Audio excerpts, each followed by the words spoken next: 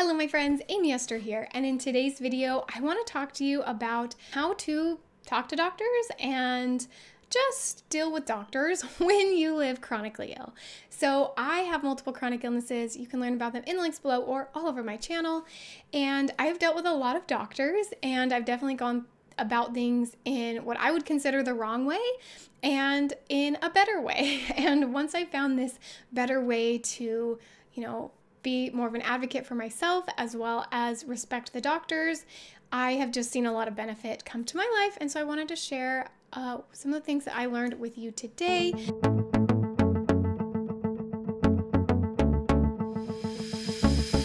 Hey guys, welcome back to my channel.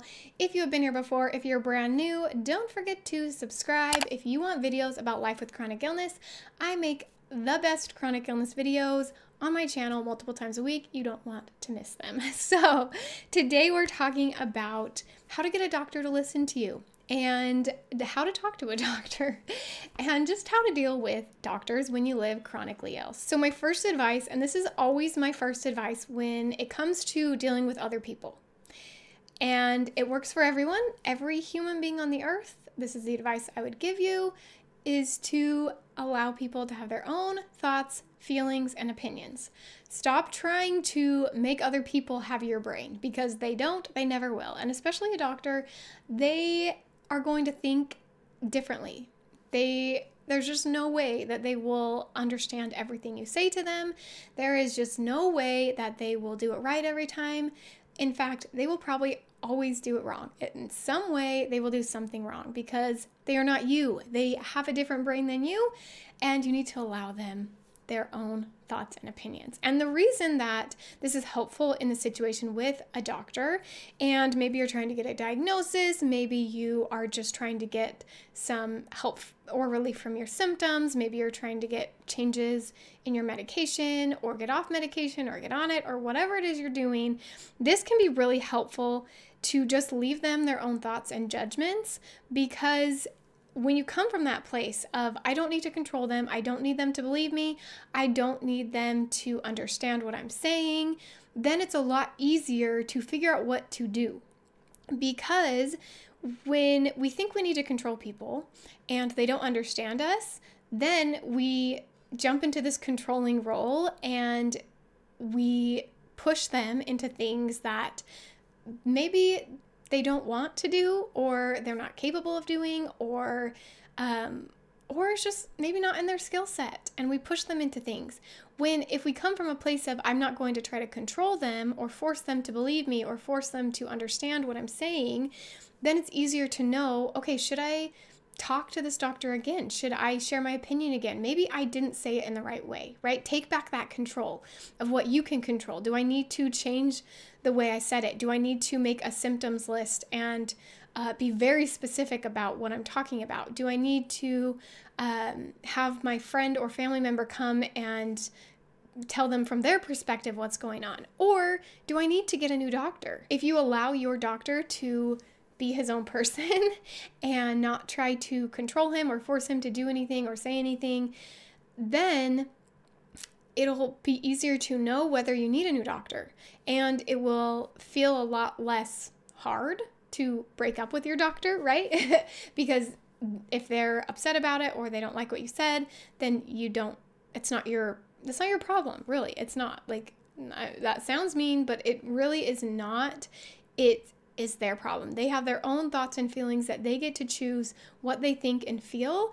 And it helps you to be a better advocate for yourself, because if you're not trying to control them, you're not trying to maybe make them feel bad for prescribing you a medication that gave you some symptoms, you're not blaming them for that, but you're also coming at it from a place of allowing them their own thoughts and opinions, then you can be honest with them about those things. You can tell them what really happened. You can tell them the truth about what's going on. It's a lot easier to go and advocate for yourself when you're not worried about offending them in that way. Of course, you want to come at it with love and you want to be a kind person, but you want to be a kind person because that's the person you want to be. You don't want to be a kind person because you think that they need you to be a kind person. They see people all day, every day. They see people that are so mean to them. They can deal with that. But if you can come at it from kindness and love because that's the person you want to be, then you're going to go at it in the right headspace. You're going to be able to make the right decisions. You're going to be able to get the help that you need. So some other tips that I want to talk to you about to help you to talk to your doctors would be, one, to listen. Listen to them and do your best to understand where they're coming from. Do your best to listen to what they think is best, but don't let that be the end all be all. Don't think that just because they say you need to do something, you need to do it. Stop thinking that because they're the doctor, they get the final say.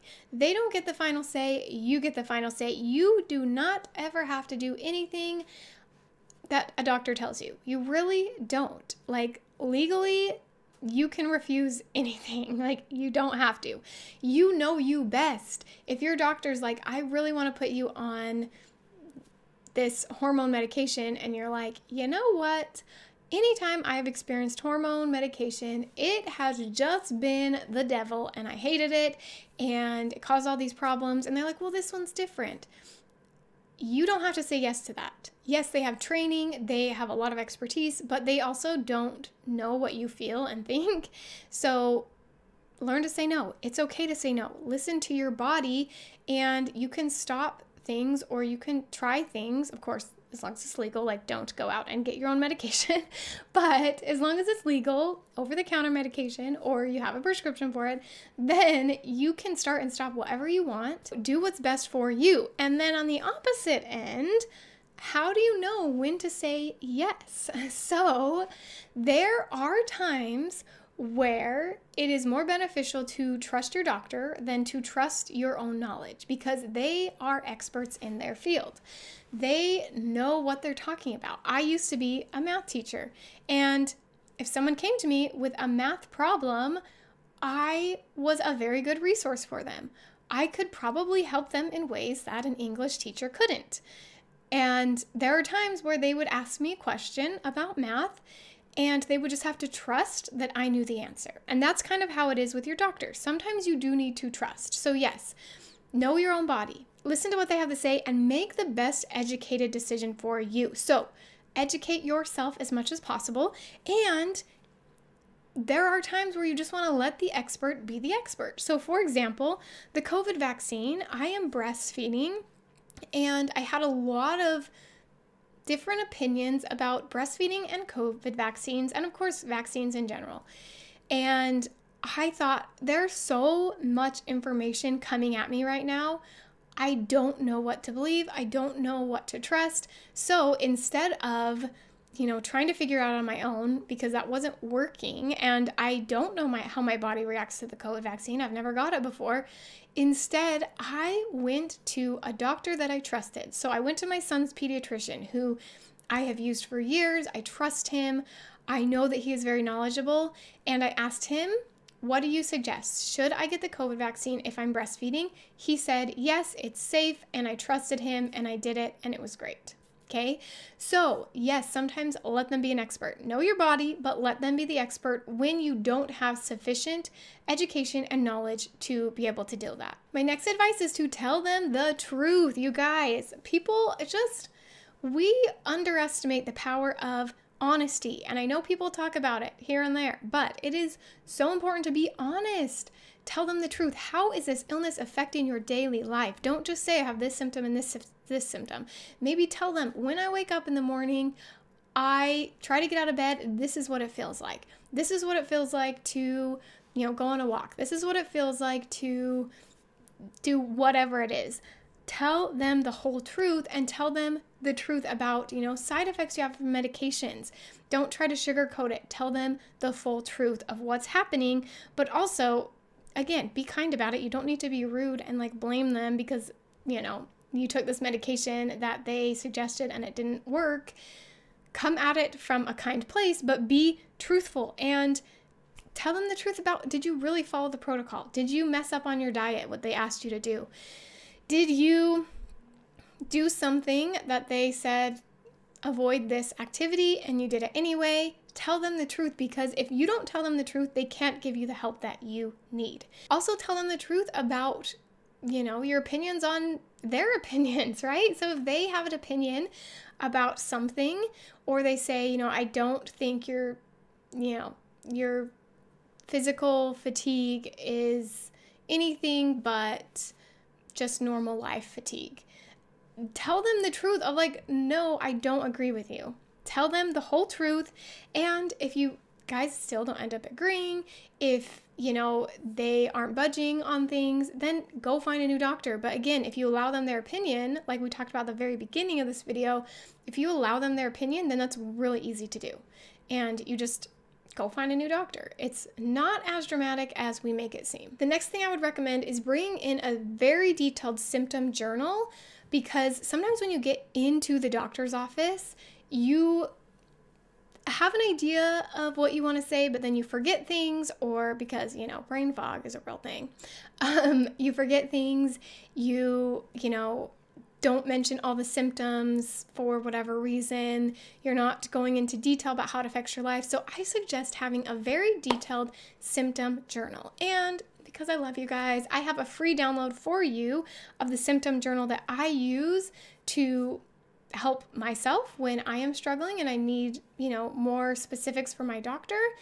Then I use this journal to write everything down. So I will link it down below, but it helps you to write down how you felt and when, because that can be really helpful for your doctor.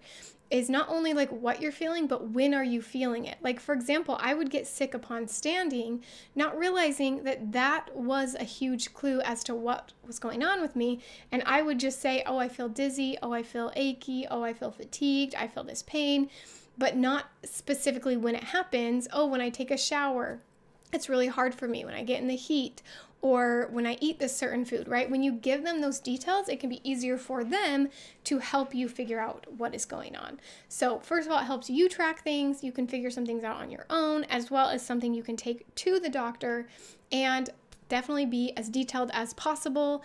You are paying them, or your insurance is paying them. They are getting paid for their time. So don't worry about, spilling all the details. And if you have a symptom journal, or, certain things you want them to know, maybe send it in advance so that they get advance notice of it, rather than just showing up and you have a 15-minute appointment, you need to get it all in right then. Send it to them in advance and ask them to look it over, or give it to them at the end of your appointment and say, will you look this over before next time I see you? Things like that are some good options to still, be kind and generous and not try to take up their whole day, but getting all the information that you need out to your doctor. A few more tips of advice would be: one, ask to see a specialist. So if you are struggling with GI symptoms and this doctor is an internist and you're like, yeah, you kind of helped me, but not really, or you aren't helping me at all, could you send me to a specialist, a GI specialist? Because especially if you're seeing a primary care doctor or a family doctor, they have a lot of general knowledge about the body, but they might not have as much knowledge about very specific parts of the body. So ask to be sent to specialists if you need to. Ask for more details on medications and treatments that they offer you. Going along with that is educating yourself, and ask your doctor for educational things and any educational advice they have. So, are there certain things I could look up on YouTube about this illness or this medication? Are there certain pamphlets you have? Or is there another person I could talk to that can give me as much information as possible? But learn as much as you can. They, of course, are the expert, but you are you, and you know your body. So learning from them and using your own knowledge can be really helpful in making sure you are getting the right, that sounded weird, making sure that you are getting the right treatment for you. And my most important advice is for those of you who have had a doctor not believe you or not fully understand. And yes, we talked about allowing them to have their own opinions and their feelings. But in all of that, I want you to remember that the only thing that matters is that you believe you, and that you know what's really going on for you. And again, that goes back to making it easier to know what to do in situations where your doctor's not helping you. If you believe you, that doesn't matter. If you have been to every doctor on the planet and you've been tested for every diagnosis out there, but you're still having symptoms and you still don't you don't feel good about what you've been diagnosed with or what you haven't been diagnosed with, keep going, because what's most important is that you believe you. When I was struggling, I have a condition called POTS, postural orthostatic tachycardia syndrome. And it is very hard to get diagnosed because it's not just a blood test. It's more complicated than that. And I went to doctor after doctor, and I got to a point where I felt like doctors didn't believe me. They would try some things and they'd send me home saying, no, you don't. You're fine. It's just life. It's just depression, as if that's not a huge deal. But it's just this and that, but it's not really anything we can help you with. You don't have a real diagnosis, blah, blah, blah. I'm like, no, this is real. I feel it, and I know something's going on. And even after years and years of that, I kept believing in myself, kept pushing until I hit this point where I'm like, maybe nothing's wrong with me. Maybe it's all in my head. And I tried to convince myself it was all in my head. And then I just got way, way worse. It was not all in my head. I knew it was true.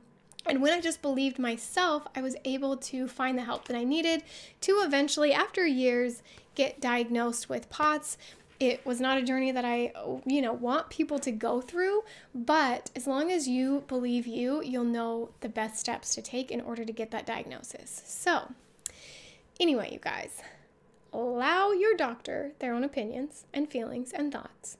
Believe yourself over anyone else and all the other advice that I gave you today. I hope this video was helpful for you. If it was, please give it a thumbs up. If you have more advice for me and anyone else who is seeing doctors and living chronically ill and what to do when you talk to doctors, please let us know in the comments below. And if you're not yet subscribed, hit that subscribe button, and I'll see you next time.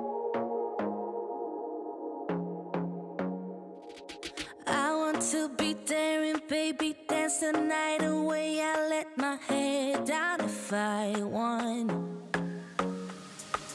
Don't you just get tired chasing fame and being pretty all the time?